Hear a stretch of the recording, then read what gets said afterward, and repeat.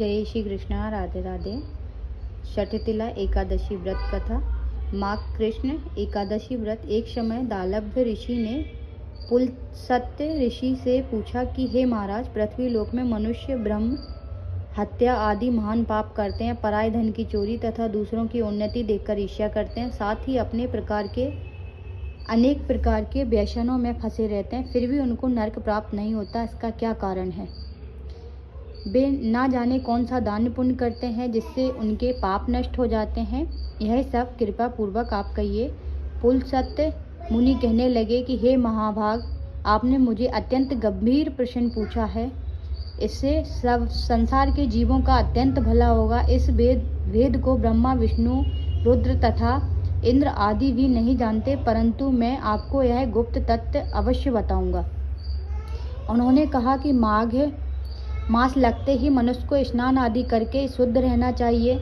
इंद्रियों को बस में कर काम को क्रोध, लोभ, मोह, अहंकार, ईर्ष्या तथा द्वेष आदि का त्याग कर भगवान का स्मरण करना चाहिए।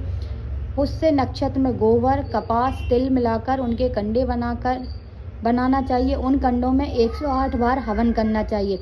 उस दिन मूल नक्षत्र हो और एकादशी तिथि हो तो अच्छे पुण्य देने वाले नियमों का ग्रहण करें।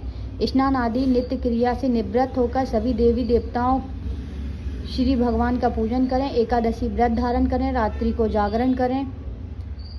उसके दूसरे दिन धूप, दीप, नैवेद्य आदि से भगवान का पूजन करके खिचड़ी का भोग लगाएं। तत्पश्चात पेठा, नारियल, सीताफल या सुपारी का अर्घ्य देकर स्तुति करनी चाहिए। हे भगवान, आप दीनों को शरण देने वाले, इस संसार सागर में फंसे हुओं का उद्धार करने वाले। हे पुंडरीकाक्ष, हे विश्व भगवान, हे शुभ्र ब्राह्मण, हे पूर्वज, हे जगतपते, आप लक्ष्मी जी सहित आप तुच्छ अर्घ्य को ग्रहण करें। इससे पश्चात जल से भरा कुंभ ब्राह्मण को दान करें तथा ब्राह्मण को श्यामा गौ और तिल पात्र देना भी उत्तम है। तिल स्नान और भोजन दोनों ही श्रेष्ठ हैं। इस प्रकार जो मनुष्य जितने तिलों का दान करता है उतने ही 1000 वर्ष स्वर्ग में वास करता है। इनके प्रयोग के कारण षठतिला एकादशी कहलाती है। इस व्रत के करने से अनेक प्रकार के पाप नष्ट हो जाना कहकर पुलत्स्य ऋषि कहने लगे कि अब मैं तुमसे इस एकादशी की कथा कहता हूँ। एक समय नारद जी ने भगवान श्री विष्णु से यही प्रश्न किया था और भगवान ने जो षठतिला एकादशी का महात्म्य नारद जी से कहा सो मैं तुमसे कहता हूँ। भगवान ने नारद जी से कहा कि हे नारद, मैं तुमसे सत्य घटना कहता हूँ, ध्यानपूर्वक सुनो। प्राचीन काल में मृत्यु लोक में एक ब्राह्मणी रहती थी। वह सदैव व्रत क्या करती थी। एक समय 1 मास तक व्रत करती रही। इससे उसका शरीर अत्यंत दुर्बल हो गया। यद्यपि वह अत्यंत बुद्धिमान थी, तथापि उससे कभी देवी देवता या ब्राह्मणों के निमित्त अन्न या धन का दान नहीं किया था। इससे मैंने सोचा कि ब्राह्मणी ने व्रत आदि से अपना शरीर शुद्ध कर लिया, अब इससे विष्णु लोक तो मिल जाएगा, परंतु इसने कभी अन्न का दान नहीं किया, इससे इसकी तृप्ति होना कठिन है। भगवान ने आगे कहा, ऐसा सोचकर मैं भिखारी के वेश में मृत्यु लोक में उस ब्राह्मणी के पास गया, उससे भिक्षा मांगी। वह ब्राह्मणी बोली, महाराज किस लिए आए हो? मैंने कहा, मुझे भिक्षा चाहिए। इस पर उसने एक मिट्टी का ढेला मेरे भिक्षा पात्र में डाल दिया। मैं उसे लेकर स्वर्ग में लौट आया।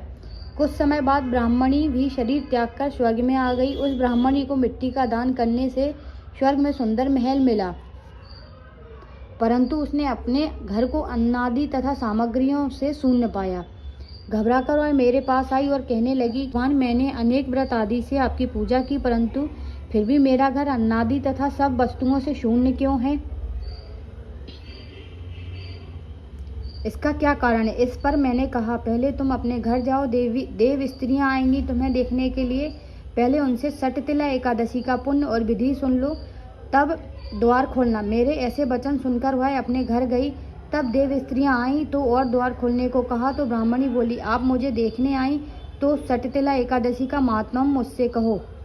उनमें से एक देव स्त्री कहने लगी कि मैं कहती हूँ। तब ब्राह्मणी षठतिला एकादशी का महात्म्य सुना, तब द्वार खोल दी। देव अंगनाओं ने उनको देखा कि ना तो वह गांधर्वी है और ना आसुरी है, वरन पहले जैसी मानुषी है। उस ब्राह्मण ने उसको कथा अनुसार षठतिला एकादशी का व्रत किया।